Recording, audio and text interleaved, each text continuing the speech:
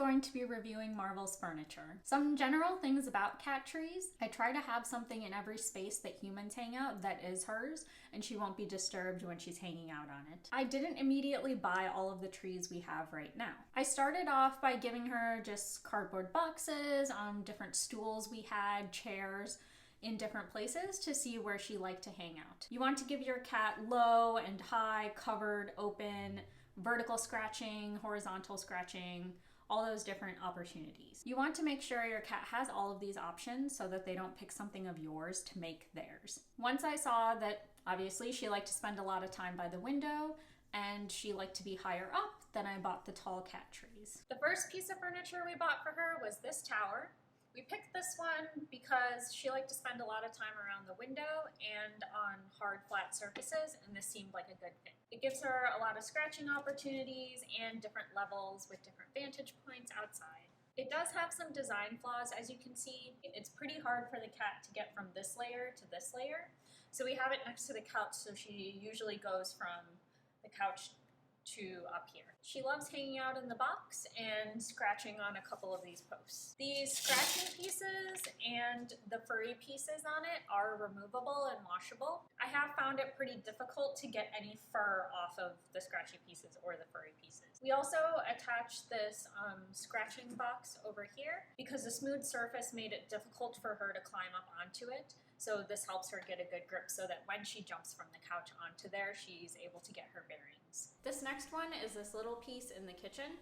If you've seen our cat behavior video, then you know we use this so that Mar-Vell can sit up here and watch us cook. Sometimes she takes naps up on this little donut and she'll scratch this pole, but she never really spends any time in the bottom box. It's not too difficult to remove fur from these soft parts, but it never feels like I got all of the fur out. The soft parts are also removable to be washed. I wanted to try and find something that was counter height, and this is still pretty short, but it works well enough for Mar-Vell. This third cat tree we got as a gift from a family member. We use it so that it allows Mar-Vell to jump up onto the windowsill.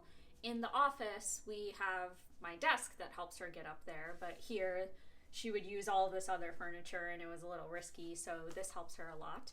She'll scratch these poles in the middle and she'll also take naps up here. This one is the easiest to get fur out of because it's just like carpet and it helps her get a good grip on it too. Our third piece is this tall pillar. I had noticed that Mar-Vell likes to stretch out her body onto walls, so I thought this might be good for her. She really likes scratching the side, and sometimes she'll jump up and give us a pretty little pose up here. We also play around it. It's very sturdy and also easy to move around, so we'll put it wherever she's been getting into some human furniture so that we can put this right next to it and that can keep her a little busy. The soft fuzzy parts on this one shed a little, so if I ever tried to get Mar-Vell's fur off of it, I would just get all of the little fuzzies off of it too, so I haven't tried. Our favorite purchase for Mar-Vell, which it's debatable whether it's a piece of furniture or not, is this ripple mat. Mar-Vell likes to hide under the blanket covers, so I thought this might be a fun toy for her. It helps her hone her foraging skills.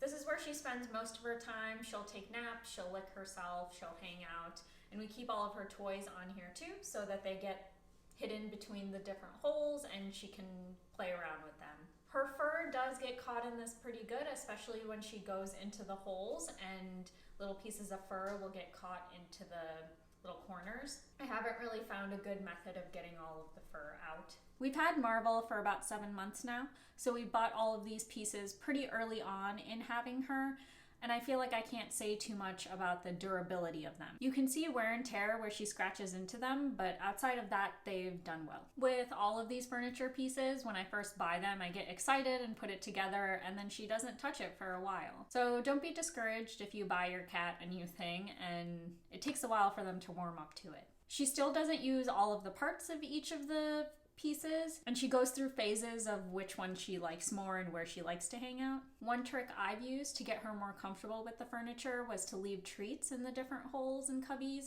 so that she gets rewarded for exploring. I also did her clicker training around the furniture. If she was hesitant to jump up onto a certain level, then I incorporate that into her clicker training so that she gets rewarded for moving up. I'll also say good girl whenever she's hanging out around her furniture rather than human furniture. You also want to think about what the different cat trees will give access to. Our biggest cat tree by the window is right next to the couch, so she's able to jump onto the couch and then onto another couch and onto the dining table to her cat tree in the kitchen.